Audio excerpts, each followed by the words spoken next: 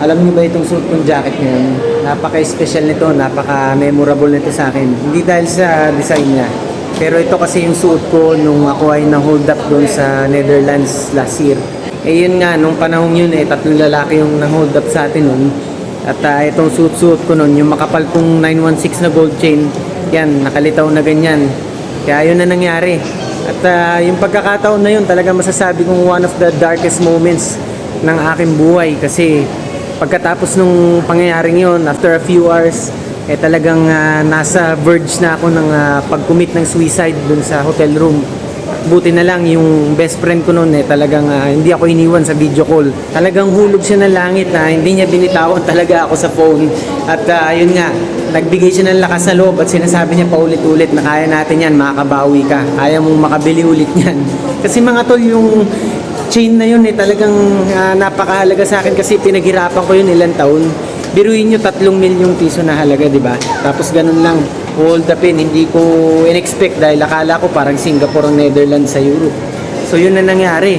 At napakasakit talaga, no? Very traumatic. Kaya nung papauwi na ako, magde-decide sana ako na itapon na lang to o sunugin sana. Yun din na sinabi nung kaibigan ko, tapon ko na daw kasi bad memories daw. Pero kasi after few days, talaga may nakita ako itong nasa larawang to. Ito yung nangyari nung pabalik ako dun sa hotel ko. At talagang very weird pero nakita ko siya sa ulap. Wala naman dumaan na aeroplano before. Kaya talagang hindi ko masasabi na form yun ng jet, no? O ng aeroplano na dumaan nga. Pero kasi wala So yun, talagang pinicturean ko. At yan, kinikip ko talaga yung picture na yan. At nung panahon na yun, talagang iba yung naramdaman ko. Yung bigat at sakit na nararamdaman ko dahil nga fresh pa yung pangyayari, napalitan talaga na parang may yumakap sa akin at nagbigay ng sobrang gandang feeling, no? Parang nahimasmasan talaga ako. At yun nga, sabi ko nga, si Lord nga ito, walang iba. Kaya ang ginawa ko imbis na itapon ko itong jacket na ito, kinip ko pa siya sa aking closet. At yan, kita yung sinusuot ko ngayon. Dahil ito ay nagsilbing inspirasyon din ng pagbangon muli mula sa isang pangyayari sa aking buhay, no? At share ko lang din sa inyo, after a few weeks lang nung pangyayaring yun, that was September, biglang tumaas ang gold, record breaking talaga around October yun. So imagine niyo 1 month after, tumaas bigla yung gold at may natira pa akong mga gold chains sa bulsa ko ng pagkakataong yun. Hindi nila nakuha. So yung panahon na yon, yung pagtaas ng gold, nakasabay ako. At talagang si Lord nga, hindi niyo pwedeng diktahan, hindi niyo pwedeng questionin. Nag-set din siya ng more blessings pagkatapos ng pangyayaring masakit na yon.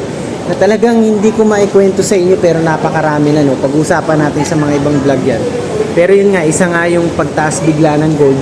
So gusto ko lang i-connecta ang Bible verse na napakaganda dyan, no? Mula sa 1 Peter 1:18-19. Na sinasabi nga dyan na ang pagtubos sa atin ng Panginoon hindi tulad ng ginto o pilak na pwedeng masira, no? Talagang hindi natin maikukumpara sa kahit anong bagay ang pagmamahal sa atin ng Panginoon. Kaya dyan sa naging experience ko na yan, mapapatunayan ko na talagang si Lord minsan sinusubukan ng ating faith. At yan, daraan tayo sa mga ganyang masasakit na pangyayari sa ating buhay. Pero imbis na tayo sumuko, magbibigay siya ng mga taong nagmamahal sa atin na magpapalakas at magpapatatag na loob natin. At kailangan natin yakapin yung mga taong yun.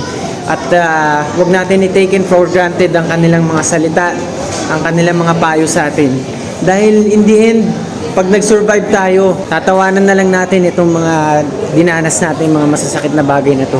At tayo ay magiging inspirasyon pa sa ibang mga dumaranas din ng mga ganyan mga masasakit na bagay at dumadaan sa depresyon.